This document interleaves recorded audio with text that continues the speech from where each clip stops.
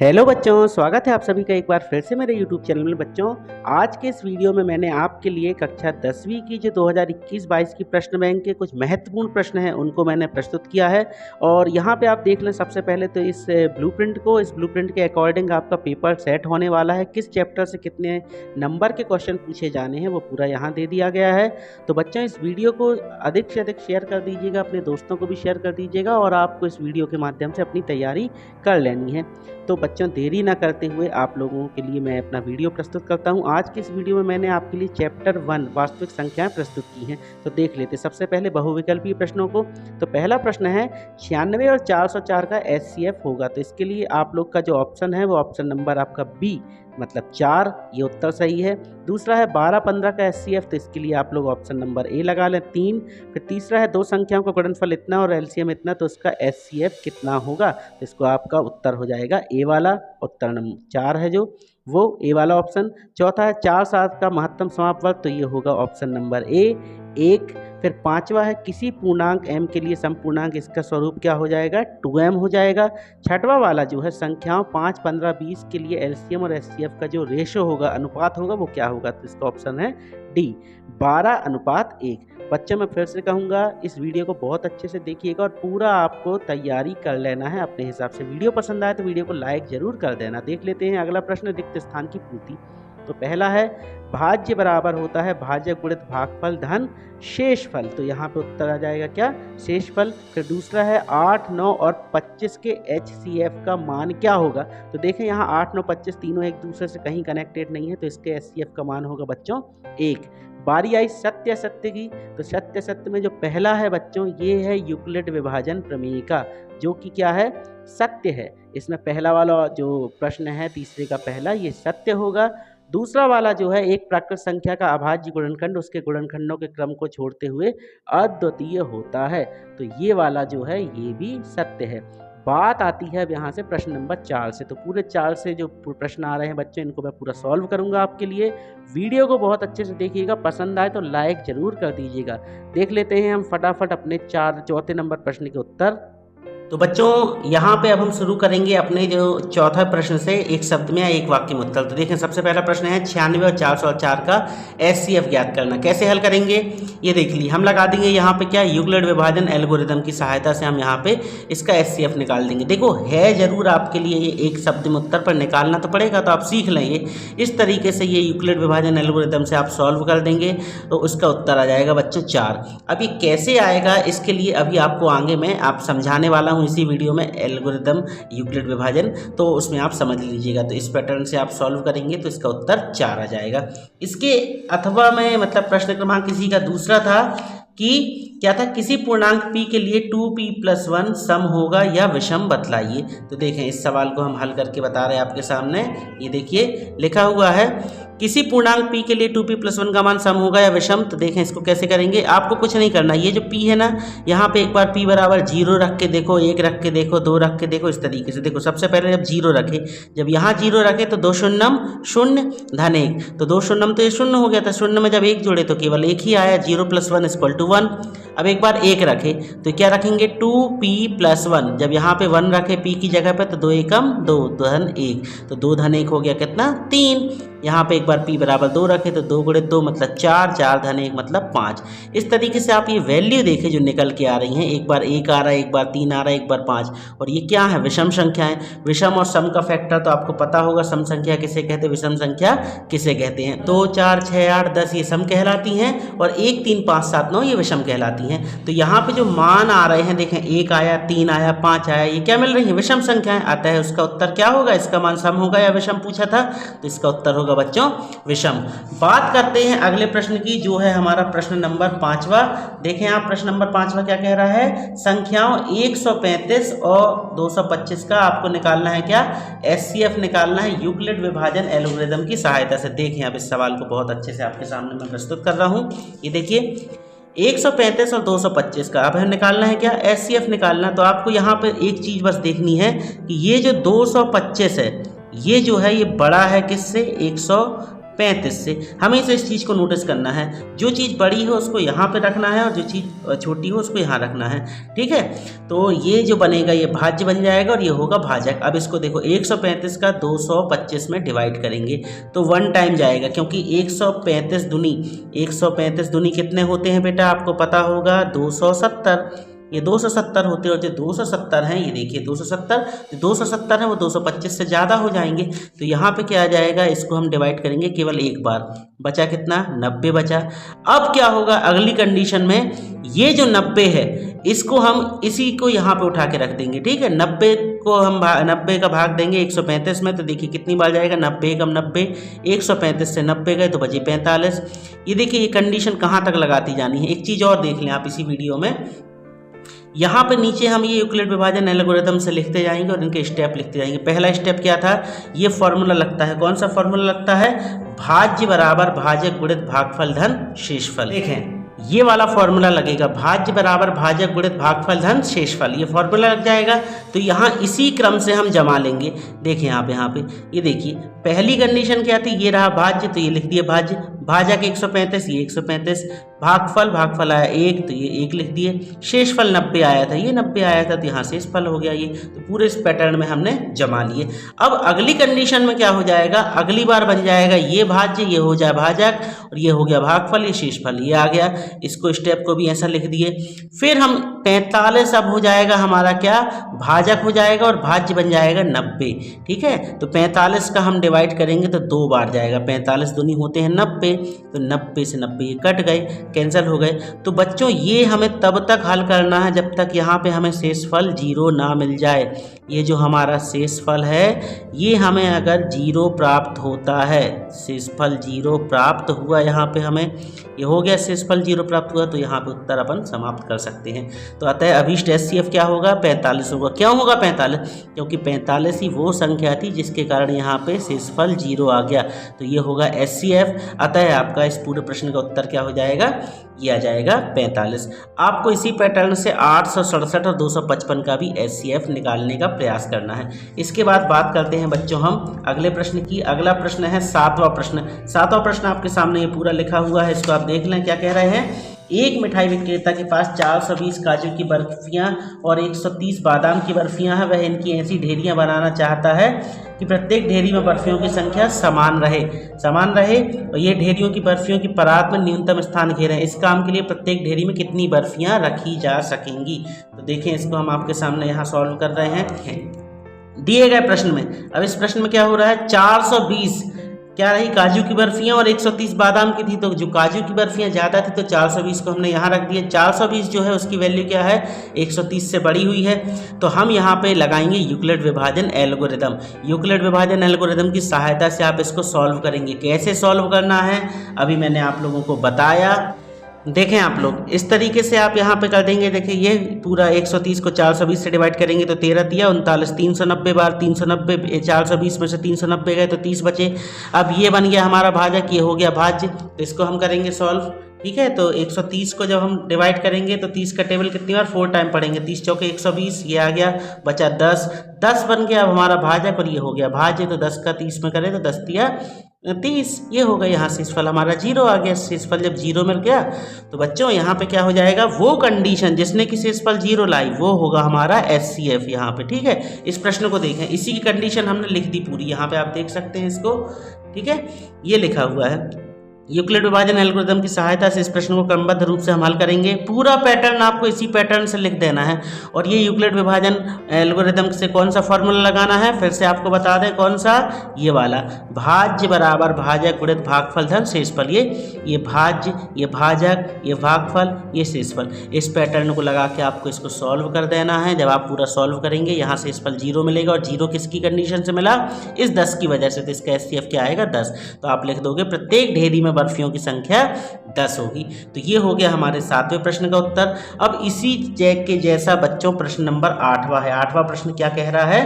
कहता है कि किसी परेड में 616 सदस्यों वाली एक सेना की टुकड़ी को 32 सदस्यों वाली एक आर्मी बैंड के पीछे मार्च करना है।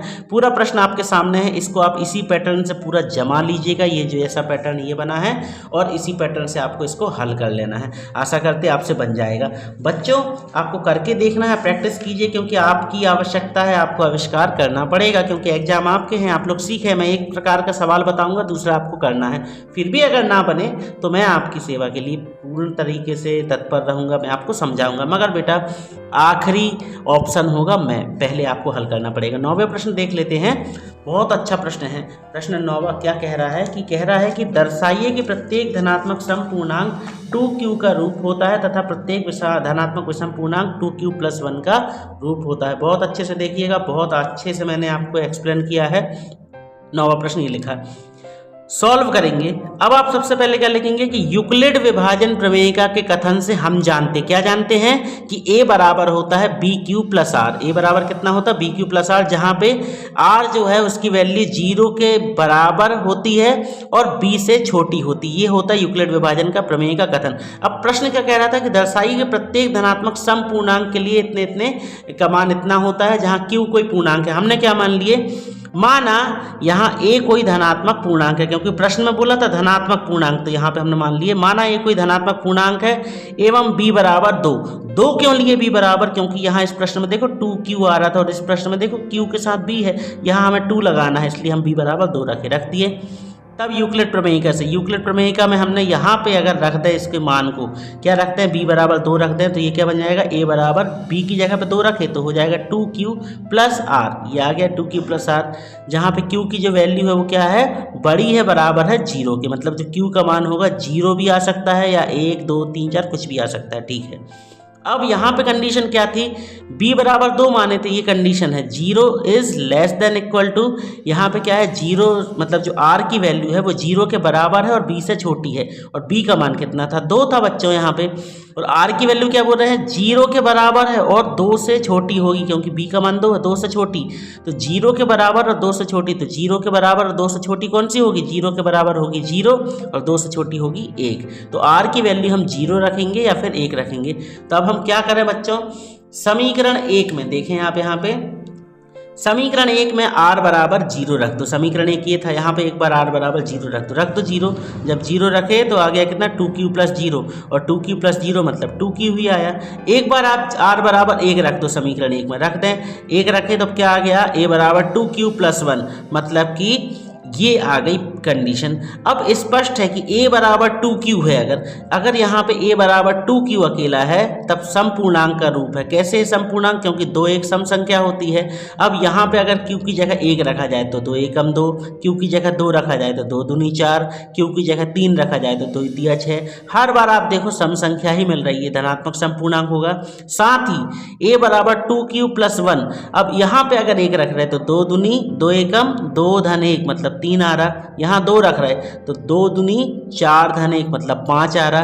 3 रख रहे तो 3 दूनी 6 धन 1 मतलब 7 आ रहा। देख रहे हैं आप, हर बार कहीं मिल रहा है 3, कहीं 5, कहीं 7, मतलब ये विषम संख्या।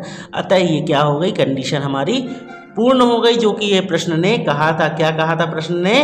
कि ये लिखा हुआ है आपके सामने कि ये जो है धनात्मक विषम पूर्णांक 2q का रूप होता है और ये समपूर्णांक का रूप होता है। तो बच्चों यहाँ पे आप इतना पूरा लिख करके इस प्रश्न को सिद्ध कर दीजिए। हमारा यहाँ पे प्रश्न क्रमांक 9वां भी फिनिश हो गया। अब बात करते हैं हम अपने 10वें प्रश्न की। दर्शाइए कि प्रत्येक धनात्मक पूर्णांक 4q+1 या 4q+3 के रूप का होता है, जहाँ q एक क्या है? पूर्णांक है। देखें इसको हम बहुत अच्छे तरीके से। सबसे पहले तो आपके सामने ये पूरा प्रश्न है, देख रहे हैं आप सामने। मैं आपको एक बात बता दूं, पूरा का पूरा मैंने इसी पैटर्न में इसको सॉल्व किया है।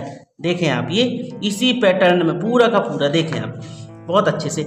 यूक्लिड विभाजन प्रमेय का कथन से हम जानते हैं a बराबर bq+r 0। ये पूरा कथन लिख दिया प्रश्नानुसार। यहाँ a कोई पूर्णांक है, धनात्मक पूर्णांक, एवं b बराबर 4 लेंगे। इस बार 4 क्यों लेंगे? पिछले सवाल में आप देखें, पिछले सवाल आपके सामने ये है, इसमें हमने 2 लिए थे, क्योंकि प्रश्न में 2q+1 बोला था तो b बराबर हमने क्या लिखे थे? 2 लिखे थे। इस बार इस प्रश्न में क्या हो रहा है? यहाँ पे 4Q आ रहा है तो B बराबर हम 4 लेंगे, ले लिए। अब A बराबर 4Q प्लस R, ये समीकरण 1 बन गई। अब सेम पूरी कंडीशन यहाँ B बराबर 4 रख रहे हैं, मतलब R की वैल्यू कहाँ से 0 से 4 के बीच में आएगी। तो 0 से 4 के बीच में कौन कौन से 0 1 2 3। तो अब हमें कुछ नहीं करना है, हम क्या करेंगे बच्चों, यहाँ पे देखें आप समीकरण 1 में जो आपका समीकरण, एक मिनट, जो आपका समीकरण 1 था इसमें एक बार 0 रख दो, एक बार 1 रख दो, एक बार 2 रख दो, एक बार 3 रख दो। जब 0 रखे तो क्या आ जाएगा समीकरण 1 में, यहाँ पे R बराबर 0 रखे तो केवल 4Q बचा। जब एक बार R की जगह पे 1 रखे तो 4Q प्लस 1 ये आ गया। R की जगह पे 2 रखे तो 4Q प्लस 3, R की जगह पे 3 रखे तो 4Q प्लस 3। इस तरीके से आपकी कंडीशन पूरी फॉलो कर देगा वो।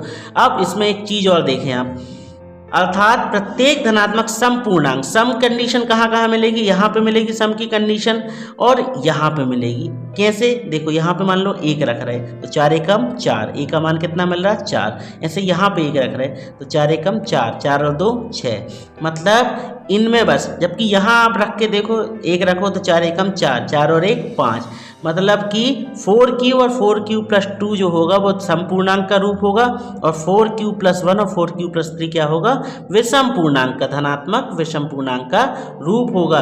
जरा इस प्रश्न पे आप एक नज़र डालिए और आप इस प्रश्न को देखिए जो मैंने अभी ये बताया था आपको। बच्चों सेम टू सेम पूरा ज्यों कहते हैं एक सा ही फॉलो है। तो बच्चों इसको बहुत अच्छे से देख लें, ये हमारा हो गया, यहाँ पे सिद्ध हो गया ये प्रश्न। आप इसको अच्छे से समझ के नोट कर लीजिएगा। बात करते हैं प्रश्न क्रमांक 11वें की।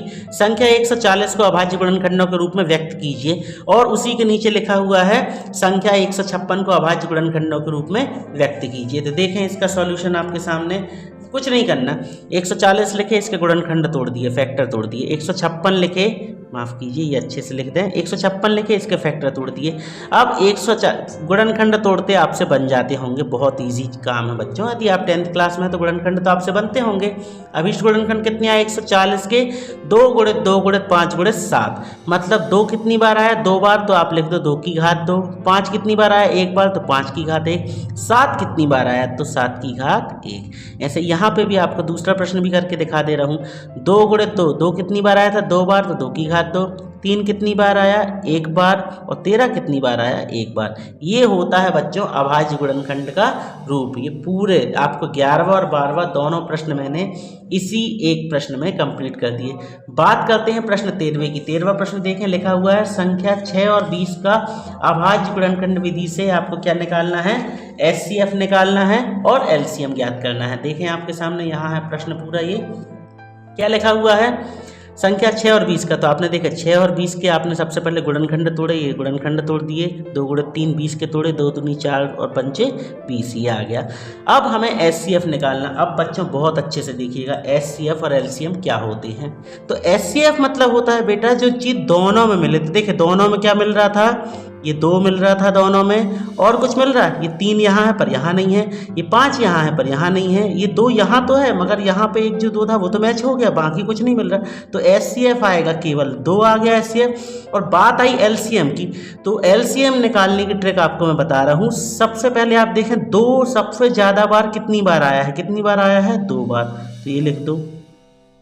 अब 3 देखो कितनी बार आया सबसे ज़्यादा बार, 1 बार, और 5 कितनी बार आया 1 बार, तो ये हो गया 2 दूनी 4 दिया 12 पंचे 60। इस तरीके से ये आ गया आपका LCM। तो अभीष्ट HCF आ गया 2 और LCM आ गया 60। ठीक है, इसी के बाद आप देखें प्रश्न क्रमांक 14 देख लें। 14वां प्रश्न क्या है, संख्याओं 6, 72 और 120 का अभाज्य गुणनखंड विधि से HCF LCM ज्ञात करना है। तो देखें 6 के आपने ये तोड़े, 72 के ये टूटे, 2 36 72, 2 18 36, 2 नाम 18, 3 त्रिका 9, 3 एकम 3। ऐसे 120 को तोड़ लिए, ये आपसे बन जाएगा। अब देखें 6 लिख दिए, 72 लिख दिए, 120 लिख दिए। तो बच्चों देखें आप इस तरीके से, ये तो आपने लिख दिए 6, 72, 120। अब देखें इसके आपको HCF और LCM निकालना बता रहा है। HCF मतलब वो चीज़ जो दोनों में आई हो, सब में आई हो। तो देखो एक तो 2 आ गया है सब में, और ये 3 यहाँ मिल रहा है, यहाँ मिल रहा है, यहाँ मिल रहा है, मतलब कि ये 3 भी मैच कर रहा है, दोनों में मिल रहा है। तो HCF कितना आ गया 2 गुणित 3 मतलब कि 6। अब बारी आई LCM की। तो हमने आपसे अभी एक ट्रिक बताई थी कि सबसे ज़्यादा हाईएस्ट क्वांटिटी आप देखें, सबसे ज़्यादा बार क्या आया। तो देखो 2 कितनी बार आया सबसे ज़्यादा बार, 1 2 3, 1 2 3, यस 3 बार आया है 2 तो वो लिख दो। अब 3 देखो सबसे ज़्यादा बार कितनी बार आया है, यहाँ 1 बार, यहाँ 2 बार, ये तो ये लिख दिए आपने 3। अब 5 देखो सिंगल बार 1 टाइम, तो ये आ गए, इनको इंटू कर दो, 2 दूनी 4 दूनी 8 तिया 24 तिया 72, 72 पंचे हो गए कितने बच्चों 360। इस तरीके से आपका हो गया है ना, 2 दूनी 4 दूनी 8 तिया 24, 24 तिया हो गए कितने 72, 72 पंचे हो गए कितने 360, ये आ गए। तो अभीष्ट HCF 6 आ गया और LCM आ गया 360। अब आपके सामने है यहाँ प्रश्न 15, अभाज्य गुणनखंड विधि से 12, 15, 21 का HCF और LCM ज्ञात करना। तो ये आप लोगों को स्वयं करना होगा बच्चों। इसके बाद हम बात करते हैं अपने अगले क्वेश्चन की। अगला क्वेश्चन है 16वां प्रश्न आपके सामने। क्या कह रहा है, HCF 306, 657 बराबर 9 दिया हुआ है, तो आपको इसका LCM ज्ञात करना है। ज्ञात करके आपको बताना है कि LCM कितना होगा। देखें 16वें का उत्तर क्या कह रहा है, 306 और 657 का HCF कितना है 9, ये प्रश्न में ही दे दिया था। अब हमें ज्ञात करना है LCM। तो सूत्र क्या होता है, दो संख्याओं या जितनी भी संख्याओं का गुणनफल बराबर होता है HCF इंटू LCM। अब यहाँ संख्याएं कौन कौन सी थी, एक थी 306, एक थी 657। तो हमने क्या करे, ये लिख दिए यहाँ पे, HCF इनका कितना था 9, वो लिख दिए, LCM कितना था वो पता नहीं हमें। अब हमने 9 का यहाँ से पक्षांतर करें तो ये बटे में आ गया। अगले स्टेप में क्या होगा बच्चों, 9 से हम इसे काट देंगे, 9 एकम 9, 9 तिया 27, बचे कितने 3, 3 और 6 36, मतलब 9 चौके 36। तो ये कितनी बार गया बेटा 34 टाइम गया। 34 का 657 में गुणा कर दो तो ये आ जाएगा 22,338। अतः अभीष्ट LCM कितना आ गया 22,338। तो ये हो गया हमारा बच्चों प्रश्न क्रमांक 16। प्रश्न 17 देख लेते हैं। 17 क्या कह रहा है, संख्याओं 4 की घात n पर विचार कीजिए जहां n एक प्राकृत संख्या है। जांच कीजिए कि क्या n का कोई मान जिसके लिए 4 की घात n अंक 0 अंक पर समाप्त होगा कि नहीं। देखें इसका उत्तर।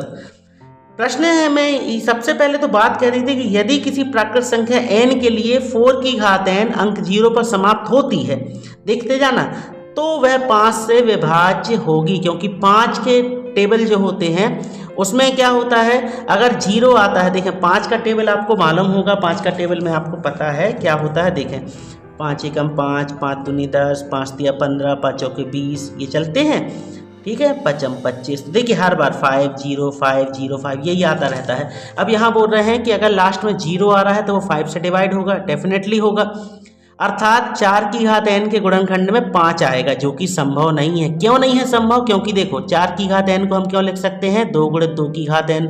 अब 2 गुणित 2 को हम क्या लिख सकते हैं 2 की घात 2 लिख सकते हैं। 2 की घात 2 को बच्चों ये जो है ये फॉर्मूला लग गया यहाँ पे, कौन सा फॉर्मूला लगा, ये वाला फॉर्मूला, x की घात m इसकी घात n बराबर क्या होता है x की घात mn। तो ये हो गया x की घात mn मतलब 2 की घात 2n। अब यहाँ कहीं आपको 5 दिखाई दे रहा है, नहीं दिखाई दे रहा है, इसमें गुणनखंड में केवल क्या आ रहा है, केवल 2 आ रहा है। अतः स्पष्ट है कि ऐसी कोई प्राकृत संख्या n नहीं है जिसके लिए संख्या 4 की घात n अंक 0 पर समाप्त होगी। सीधी बात, अब आसान शब्दों में बता दूं कि इस पूरे प्रश्न को जब हल करते हैं तो कहीं पे भी आपको 5 या 10 जैसी कोई संख्या मिल रही है, नहीं मिल रही है, यहाँ हल करने में मिला, नहीं मिल रहा, कुछ नहीं मिल रहा, मतलब कि ये कंडीशन फॉलो हो गई। इसी पैटर्न में पूरा आपको इसका उत्तर लिख देना है बच्चों, और आपको उत्तर में पूरे नंबर मिल जाएंगे। बात करते हैं हम अपने अगले प्रश्न की। 18वां प्रश्न है, व्याख्या कीजिए कि 7 गुणित 11 गुणित 13 धन 13 और ये 7 गुणित 6 गुणित 5 गुणित 4 गुणित 3 गुणित 2 गुणित 1 धन 1 5 संख्याएं भाज्य संख्या हैं, अगर हैं तो क्यों है, इसको एक्सप्लेन करना। देखें आप इसका उत्तर व्याख्या करनी थी। दिया है 7 गुणित 11 गुणित 13 धन 13, तो इसको कैसे लिख सकते हैं, देखें 13 जो है दोनों में है और यहाँ बीच में धन है, तो 13 हमने कॉमन ले लिए, बचा कितना, जब 13 दोनों से निकल गया कॉमन तो यहाँ 13 निकल गया था, तो इनमें से क्या बचा, केवल 7 गुणित 11 बचे, ये बचे, धन 1 बचा, क्योंकि 13 तो निकल गया था, ये 13 आ गया था। अब इसमें 11 का 7 में गुणा करें, 11 7 77 धन 1 77 और 1 हो गए कितने 78, 13 गुणित 78, 78 को क्या लिख सकते हैं हम 13 छिंग 78 होते हो गए। अब इसके फैक्टर तोड़ें जरा आप, तो देखें ये संख्या, ये पूरी संख्या कौन कौन से डिवाइड हो रही है, सबसे पहले तो 1 से डिवाइड हो गई, ओके, अब 2 से भी होगी डिवाइड, कैसे होगा, ये हो जाएगा 2 से डिवाइड, 3 से ये हो जाएगा डिवाइड, देखो पूरी एक लगातार संख्या है इसलिए 2 से भी हो रही, 3 से भी हो रही है, 6 से भी हो रही है और 13 से भी हो रही, 4 भाजक मिल रहा है इसके। अब सेम इसके नीचे वाली कंडीशन देखिए। अब इसमें क्या था, ये 5 देखो दोनों में मिल रहा, तो 5 कॉमन निकाल लिए, तो बचा क्या 7 6 4 3 2 1 धन 1 बचा, क्योंकि 5 तो हट गया था, तो यहाँ पे देखो 6 और 4 के बीच का 5 गायब है। अब इसको भी सेम वैसे ही उसी पैटर्न से हल करें, इन सब संख्याओं का आपस में गुणा कर दिए तो 1008 आया, धन 1, जब धन 1 में ऐड करें इसको तो ये आ गया 1009। बच्चों यहाँ पे जो ये वाला स्टेप है ना, ये एक्चुअल में एक्स्ट्रा स्टेप लिख किया है, यही वाला स्टेप है जो कहते हो। तो बच्चों यहाँ पे आ गया जी 1009। और जो ये संख्या ये काय से डिवाइड हो रही बच्चों, ये 1 से डिवाइड हो रही है, 5 से डिवाइड हो रही है और 1009 से भी जा रही है डिवाइड, अतः सिद्ध हो गया कि यह एक भाज्य संख्या है। बच्चों यहाँ पे हमारा अध्याय 1 फिनिश हुआ। आशा करते हैं आप लोगों को अच्छा लगा। अगर आपको अच्छा लगा है तो प्लीज़ चैनल को लाइक करके सब्सक्राइब भी कर लो और अपने दोस्तों को हमारा वीडियो जरूर शेयर कर दो। हम बहुत जल्द अपने अगले अध्याय के साथ प्रस्तुत होंगे आपके लिए। तब तक के लिए पढ़ते रहिए, बढ़ते रहिए और अब आप हमें इजाज़त दीजिए। Good bye.